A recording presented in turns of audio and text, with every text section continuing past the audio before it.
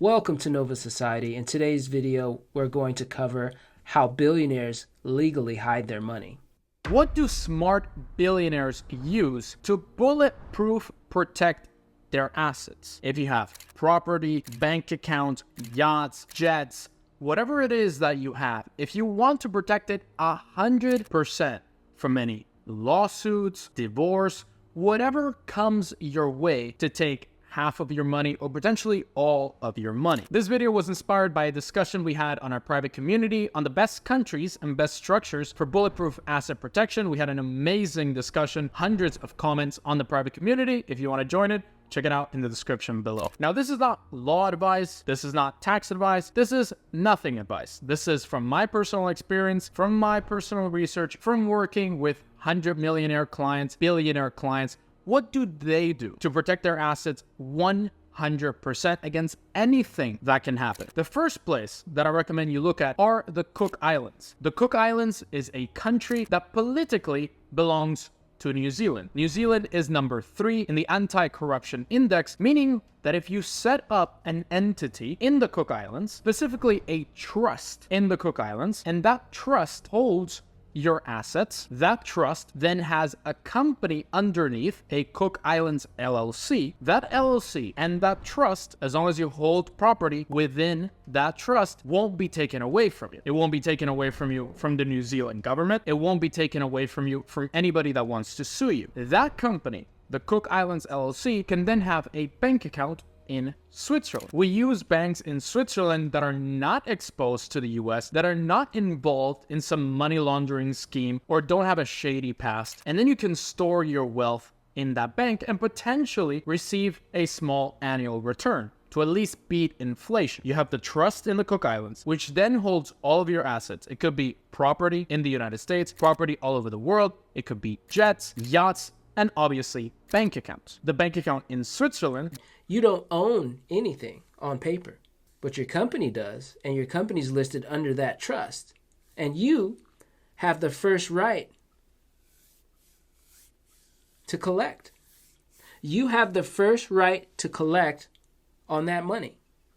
doesn't belong to you specifically, which it can easily be taken away from you. It can easily be seized in case of a lawsuit, whether that's in Switzerland or in Europe or in the United States, because they might have a lawyer, a partner law firm in Switzerland that could then seize your assets. They can't because it's not a personal bank account. It belongs to a Cook Islands LLC and then to a Cook Islands trust. If somebody wants to sue you, if somebody wants to take your money, they have to have jurisdiction in the Cook Islands. They can hire a lawyer in Australia or New Zealand to fly to the Cook Islands, but most lawyers won't do that. And on top of that, since the Cook Islands is so specific in protecting client assets, they might even judge that that lawyer or that law firm trying to take your money in Australia or New Zealand doesn't have jurisdiction in the Cook Islands. And if you want to go to the Cook Islands to be able to sue somebody else, that's going to be a 40-hour, 30-hour flight. Nobody's going to take that flight to go to the Cook Islands to not even have jurisdiction there to sue you. It's very easy to set up, very fast to set up. It could take you a couple of days, couple of weeks to set up the trust,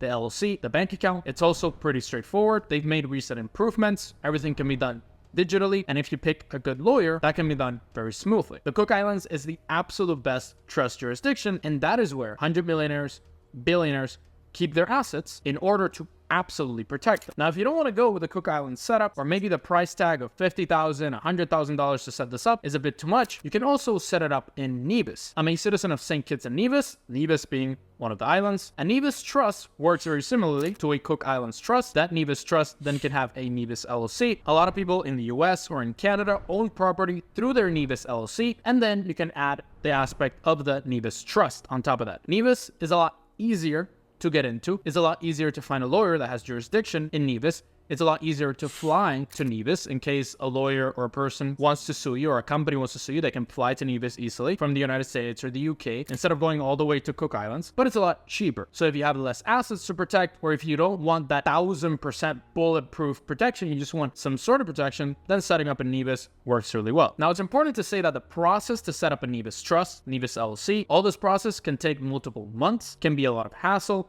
a lot of documentation, and a lot harder than setting up Cook Islands Trust, but it's going to be way cheaper. Now, it might not Do you guys think it's worth it setting up an account in Nevis or Cook Island and protecting your wealth from the greedy minions that want to take what you've earned, what you've worked so hard for. My money, my money. Your whole entire life, all the money, all the heartache and pain, blood, sweat, and tears that you put into earning all of your wealth, and the IRS man wants to sniff around and audit your books and sniff around and see how much money you got and what you're spending it on. It's none of their business. None of their business. Now, if you're a tax-fearing guy and you want to pay taxes and you enjoy paying your taxes, God bless you.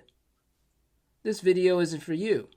However, this video is for those who are seeking to build their wealth and want to know and learn how to protect it in the future. Because I definitely plan on protecting my wealth. Be cheaper always, because in the long run, if you do get sued in NIBUS, if somebody wants to attack your assets in NIBUS, the attorney fees that you will spend protecting your assets in NIBUS might run you $50,000, $100,000, which was the same to set up the Cook Islands Trust. So you could just spend it all up front to set up that trust, or you could do it a lot more cheaply and then pay on the long run if you have a lawsuit that you need to protect. Now, another jurisdiction that is close to the US that a lot of people set up trusts in, but is a lot more corrupt, takes a lot longer time to set up, is not that safe to set up, is Belize. You can set up a company in Belize. That might take you a couple of months. You can get banking in Belize. Not that straightforward. Belize is also in a lot of blacklists. You can set up a trust in Belize. Belize in general, not that great of a jurisdiction to set up a trust. Way cheaper, but it might end up not protecting your assets. If you have to go to Belize yourself, Belize is quite a dangerous country, a country that is famous for its gangs, for a lot of issues internally, so you might have issues visiting Belize. And overall, not a jurisdiction you want if you're trying to protect multiple millions, potentially tens of millions of dollars. Now, if you're in Europe or you want a setup in Europe, in a European country, you have Hungary. Not woke, low corporate tax, amazing society, beautiful country in general, part of the EU, but they don't want to follow whatever the EU dictates of them. You can set up a trust in Hungary. You can set up a company in Hungary with a 9% corporate tax, very low, comparable to the UAE. And then you could also protect your assets this way. It's a lot cheaper, it's relatively fast to set it up, but obviously much less protection than a Cook Islands trust. The Hungarian trust laws were actually modeled by the Cook Islands trust laws, and they were modernized in many ways. Setting up a trust and then having all your assets within that trust also prevents your children from getting sued in the future. Let's say that you have $100 million, you put it in a trust, you have children, your children inherit your wealth, and knock on wood, your child runs over someone, and that person decides to sue your child. If structured incorrectly, or if you don't do any structure at all, you just give them the $100 million, they could potentially be liable to pay that person millions of dollars, even though it was their fault, but it's your children. You want to protect your children. They could be liable for millions of dollars. They could take the assets that you worked hard for. If you put them in a trust, they're protected, especially Islands Trust, where you could add your family, your children into that trust, and it would be protected against any lawsuits. Or if your children get divorced multiple decades in the future, they could also be protected because all the assets are in the trust. Now, it's important to note that having a trust offshore in any jurisdiction, having an LLC inside the trust, assets inside that trust, does not equate to tax savings. If you're still living in a high-tax country, the US, Canada, UK, any high-tax country, you cannot claim that your earnings are inside of the trust and therefore you don't need to pay taxes, especially if you're a US citizen or US green card holder. You still need to pay taxes back to the US. You still need to pay taxes wherever you live, and you need to report that trust. If you're from the US, you need to report that you have an offshore trust, an offshore company, offshore assets, depending on which they are. And sometimes, in some cases, a US court or a court from a high-tax Western country can still take your assets even if they are in an offshore trust. If you have a home in Florida, the US can still take that home because it's on US soil, even if it's under a trust in the Cook Islands. So don't use trusts or offshore LLCs for anything illegal, tax evasion, or pretend that, oh, everything's in the trust, therefore nobody can take it. If that country has jurisdiction where your property is, they can still legally go for it. One more strategy that 100 millionaires and billionaires use to protect their assets. You still got to report to us because we are Uncle Sam, and we're gonna come for you and that slave tax at any time, at any moment, so you better report it, because if you don't, you're in trouble. Ain't that some bullshit? They could still come after your ass and take all your money if they want to. Whew. I guess there's no such thing as freedom, right? There's only, two things that are promised: death and taxes, right? To get a second citizenship, a second passport. They have another country that they can call home. They have another nationality that they can use for banking, for asset protection. Okay, guys. That's it for today's video. I hope it helped. I hope it helped you expand your mind so that you can expand your horizons.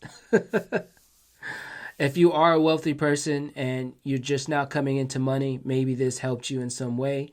If you're not a wealthy person, but you plan to be, and you're structuring yourself, your LLC, and your companies and your income, and you're building wealth, and you want to learn how to properly store that wealth so that you can take advantage of certain tax havens in other countries abroad, please subscribe to Nova Society, like this video, leave us a comment. I'm out.